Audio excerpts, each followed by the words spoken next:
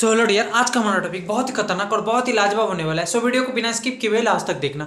तो आज का जो हमारा टॉपिक है वो थैलेसीमिया के ऊपर है। तो सबसे पहले आपके दिमाग में आएगा ये थैलेसीमिया होता क्या है, थैलेसीमिया का क्या कारण है, थैलेसीमिया का क्या लक्षण है, या हमारे शरीर में क्या क्या बदलाव लाता है। ठीक है, तो चलते हैं थैलेसीमिया के ऊपर। तो सबसे पहले थैलेसीमिया जो होता है वो इनहेरिटेड डिजीज है, मतलब जो हमारे माता पिता से हमारे शरीर में ट्रांसफर कर जाता है उसी को हम क्या बोलते हैं, इनहेरिटेड बोलते हैं। मतलब दूसरे वर्ड में हम इसको ऐसे भी बोल सकते हैं कि जब हमारे खानदान से हमारे खानदान से हमारे शरीर में आ जाए तो उसी को हम क्या बोलते हैं, इनहेरिटेड डिजीज बोलते हैं। होता क्या है कि ये जो थैलेसीमिया होता है ये इनहेरिटेड डिजीज होता है, मतलब हमारे खानदान से हमारे वंश से हमारे शरीर में आता है। ठीक है, तो होता क्या है इस केस में कि एक ब्लड डिसऑर्डर है। ब्लड डिसऑर्डर का मतलब होता है कि खून जो होता है खून में उसमें बदलाव आ जाता है। सपोज जब हम मान के चलते हैं कि जो एक नॉर्मल इंसान होता है उसमें जब सही तरह से ब्लड रहेगा तो वो सही तरह से अपना दिनचर्या को जी पाएगा या सही तरह से वो काम धाम कर पाएगा। लेकिन थैलेसीमिया के जो पेशेंट होते हैं बहुत सारे, तो उसमें क्या होता है कि उनका जो नॉर्मल जितना खून होता है हमारे शरीर में उससे भी बहुत ज़्यादा कम उनके शरीर में खून होता है। ठीक है, लेकिन होता क्या है कि थैलेसीमिया जब आपके शरीर में सही तरह से खून नहीं रहता है तो हमारा जो ऑक्सीजन होता है उसका फ्लो भी सही तरह से नहीं हो पाता है। होता क्या है कि हमारे शरीर में हेमोग्लोबिन होता है, तो हेमोग्लोबिन क्या करता है, वो हमारा जो रेड ब्लड सेल होता है, जो लाल लाल खून देखते हैं आप, तो उसकी मदद से क्या करता है हमारे सारी सभी पार्टों में क्या करता है ऑक्सीजन को पहुंचाता है। यही जब ऑक्सीजन को नहीं पहुंचा पाता है तो उसके कारण हमारे शरीर में एनीमिया आ जाता है। अब आप कहेंगे कि एनीमिया का क्यों आ जाता है, तो ब्लड का मैकेनिज्म इधर उधर बदलाव होने के कारण हमारे शरीर में क्या आ जाता है, एनीमिया आ जाता है। ठीक है, जिसके कारण होता क्या है कि आपको कमजोरी कमजोरी सा फील होने लगता है, मतलब थकान थकान सा महसूस होने लगता है। ठीक है, अब जो होता है ये थैलेसीमिया के कारण जो होता है बहुत सारे बदलाव हमारे शरीर में आता है। ठीक है,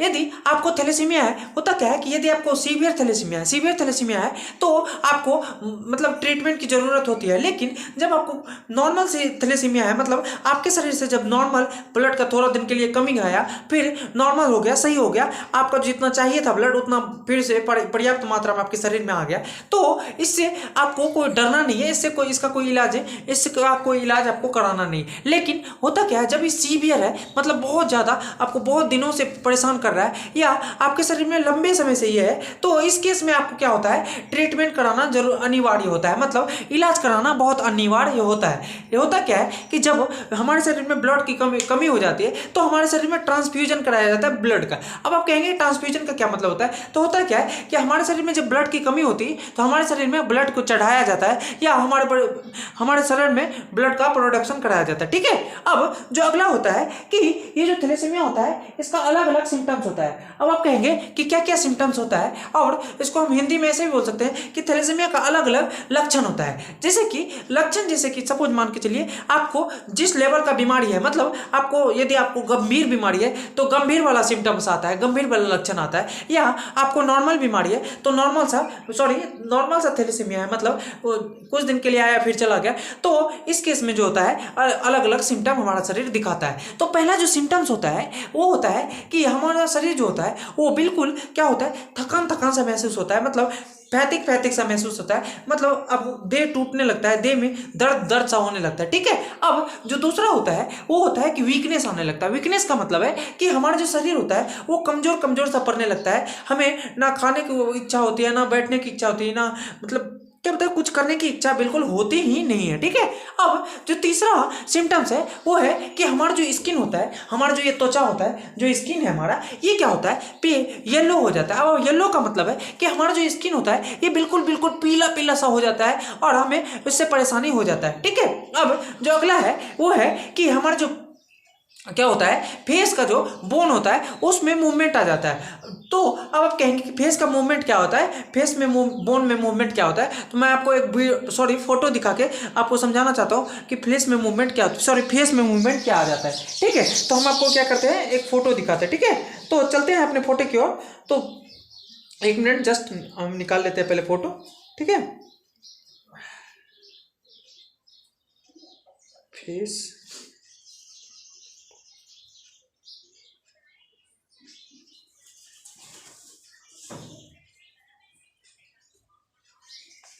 तो जो ये होता है फेस, इसमें होता क्या है कि आपका जो वो जीभ होता है या आपका जो होठ होता है, आपने बहुत जगह पे कहीं ना कहीं देखा होगा कि ये जो होठ होता है या जो यहाँ ये इस तरह इधर इधर का बोन होता है या ऐसा करके मुंह का जो होता है टेढ़ा हो जाना, या होता क्या है कि ये जो होठ होता है ये अचानक से जब कोई भी जन्म लेता है तो अचानक से ये कटा कटा सा हो रहता है, ठीक है। तो उसी को हम क्या बोलते हैं कि फेशियल बोन जो होता है उसमें क्या आ जाता है, बदलाव बदलाव सा आ जाता है, ठीक है। दूसरा जो होता है कि वो होता है लास्ट, अगला जो सिम्टम्स होता है वो सिम्टम्स होता है कि आपका जो होता है ग्रोथ। अब आप कहेंगे कि ग्रोथ क्या होता है, तो हमारा शरीर का जो ग्रोथ होता है, जैसे कि हमारा जो विकास होता है शरीर का, वो बिल्कुल भी ठप हो जाता है, वो बिल्कुल भी क्या होता है, रुक जाता है, ठीक है।